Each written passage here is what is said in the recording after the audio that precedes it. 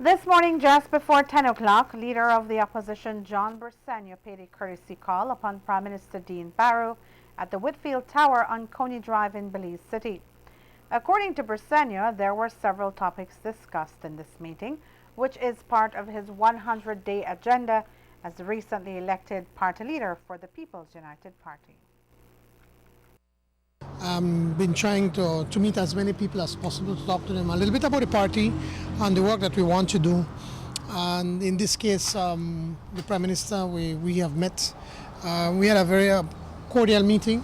And of course, we're talking about how we can move forward, certainly in the House. You know, that I think there's been a lot of concern, the kind of rhetoric that we use in the National Assembly. And we both made commitments that we want to try to tone down a bit the rhetoric in the House and for us to stick on the issues that are confronting us.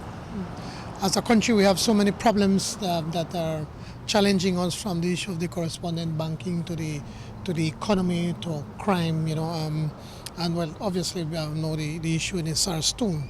So I think that as responsible leaders that we need to keep our focus on the issues that are confronting the country. On the list of issues was the matter of correspondent banking, which Bersenio describes as a national concern that the PUP is willing to team up with the government of Belize where needed to tackle it. As a leader of the People's United Party, I have said that our country comes first and that we in the PUP were prepared to work with the government at any time, in any which way that they believe that we can be helpful. We have a lot of people with the wealth, with the wealth of knowledge in how to address these issues when it comes to the economy, and the correspondent banking is certainly one of the issues that we are prepared to help. If the government should see it fit to ask us to participate and to assist them in any which way that we can, we are ready and willing to be able to do our part, because the correspondent banking affects each and every one of us, not only the business people and those who have credit cards, but even when you want to go and buy food at the supermarkets, you know, the food supplies, it can affect each and every one of us. It can collapse our economy. And so it is something that is beyond politics that we should take a serious look, all of us, all political parties, all individuals, the business community, and everybody. It is something that affects each one of all of us. So yes, we're prepared to assist.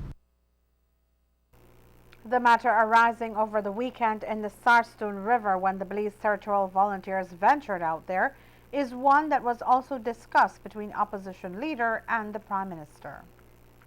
As to the issue of the Sarstone, we did discuss that issue with the Prime Minister. We believe in the PUP that the Guatemalans were wrong, that the Guatemalans were in our territory, and that we should take strong diplomatic action. We believe that we're supposed to send a very strongly worded letter or diplomatic note, as they say in diplomacy, to the Guatemalans, telling them that they were in our land, they were in our territory, in our sea, and that or river, and that we will not allow them to do that they are in our territorial waters, and we stand by that position. We also believe that we need to probably consider internationalizing what is happening on the ground. The performance of the parliamentarians in the National Assembly has been criticized by many as being juvenile and uncalled for. The matter was also discussed between the two leaders, resulting in a commitment by both for improved communication and debate in the House of Representatives. That we should debate the issues and that we should challenge one another on the issues, but that we do not need to be nasty, we do not need to be negative, we do not need to be name calling and attacking one another. There's no need for that. We were not elected because you are the person that can be the nastiest in the National Assembly. You are elected because the people believe that they have that confidence that you're going to represent them best. I, for one, don't believe in the name calling. I believe that we should debate the issues And there's no need to be hating one another. And I've been saying this over and over. I know probably people are getting tired of hearing me say that, but there's no need for the hate and dislike. I mean, we're a small country, man. Wherever we turn, we meet one another. So it's not like, you cuss up on and then you don't see them again for several months. You're going to meet with them in the supermarket, in the parks, or wherever it is that you go. So we need to lower down that rhetoric, because when you raise that kind of rhetoric in the house and that negative feeling, it also translates to your supporters, and then they believe that they should also behave in that fashion. And when you do that, then when you see people, they fight over because of politics, and that's not what we want.